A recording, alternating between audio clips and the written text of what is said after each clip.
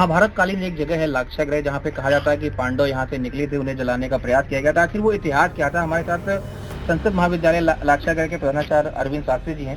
Sir, ये बताइएगा कि ये जो मॉन्यूमेंट है यहाँ पे, इसका इतिहास क्या है? ये अभी मान्यवर जो आप देख रहे हैं ना, ये सुरंग, ये आज से लगभग 5,500 साल पहले यहाँ दुर्योधन ने एक षड्यंत्र किया था जी कि पांडवों को नष्ट कर दिया जाए। और योजना ये थी कि सांप भी मर जाए और लाठी भी ना टूटे। तो यहाँ पर एक मकान बनाया, महल। आग नाम की धातु होती है ज्वलनशील, तो वो लगा दी गई थी। और विचार ये था कि पांडवों को यहाँ पर बरनावा में भेजा गया था उस समय, क्योंकि यहाँ एक ऐसा मेला प्रतिवर्ष लगता था, जैसे प्रगति मैदान में पुस्तक मेला लगता है, तो उसके उद्घाटन के लिए भेजा था युधिष्ठिर को, 5 भाइयों के साथ। माता कुंती भी साथ आई। तो योजना ये थी कि यहाँ पर उनको जला करके मार दिया जाएगा और फिर सारा तेरा निष्कंटक राज्य हो जाएगा। इसकी सूचना विदुर जी को लग गई। महामंत्री विदुर जी थे। तो विदुर जी ने अपने विश्वस्त श्रमिकों के द्वारा यहाँ एक सुरंग का निर्माण किया, जहाँ आज जिसको आप देख रहे हैं, यह वही सुरंग है। और विदुर जी ने फिर ये संकेत युधिष्ठिर को कर दिया था कि जंगल में आग लग जाए तो चूहा क्या करता है? बोले बिल में घुसता है। तो ये संकेत कर दिया था। तो कुछ दिन पहले ही एक रात पहले ही युधिष्ठिर उस महल में आग लगा करके 5 भाई और माता कुंती के साथ में इस सुरंग से बाहर निकल गए थे जंगल में, जिसको चंदायन वन बोलते हैं। यहाँ से लेकर आप भी देखोगे पुराने तक बनी बन है ये, तो वहाँ जा करके निकल गए थे उस समय। तो ये लगभग 5,500 साल पहली बात है। इस समय बरनावा की उस लाक्षागृह गुफा के अंदर है, जहाँ से वो 5 पांडव निकले।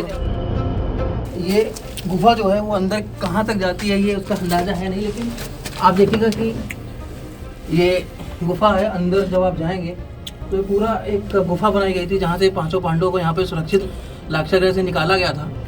और ये बताते हैं कि वो विदुर ने वो गुफा ये बनाई थी। तो मैं लाक्षागृह महल में है, हम जरा गुरुजी से बात करेंगे। गुरुजी जरा बताइएगा कि पूरा क्षेत्रफल कितना था लाक्षागृह का? इससे का क्षेत्रफल 108 बीघे का था जी। जहाँ आप खड़े हैं, यही वो महल बनाया गया था इसके ऊपर। अच्छा, दुर्योधन ने यही वो महल बनाया था? यही वो महल बनाया था।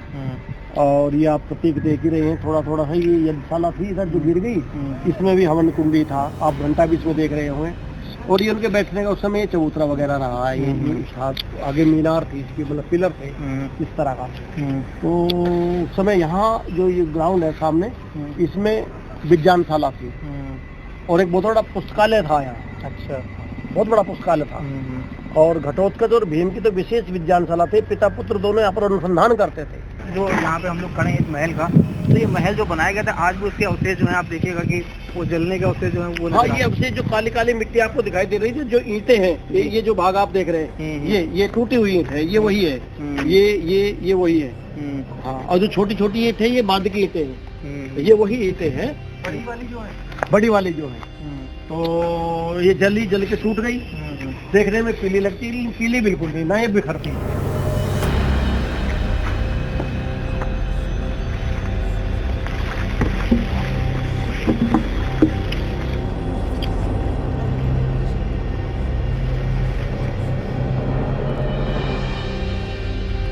लाक्षागृह का जो महल है वो आपको दिखाएं कि आप देखिएगा आज भी ये जो महल की मिट्टी है वो काली है, और वो अवशेष जो है वो आपको यहाँ पे दिखाई पड़ेंगे। अगर आपको मिट्टी को ये दिखाएं आपको खुरेद के, तो ये काली मिट्टी आपको आएगी नजर।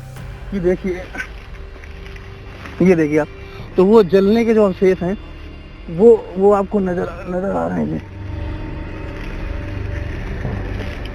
तो तकरीबन 6,500 साल पुराने जो अवशेष है वो आज भी लोगों को दिखाते हैं कि वो महाभारतकालीन इतिहास क्या है, और इतिहास से आपको रूबरू कराते हैं। और दूसरा वो जो आप ईंटें भी देख सकते हैं, वो जो महल जो बनाया गया था, पूरा कितना भव्य महल बनाया गया उस दौर में।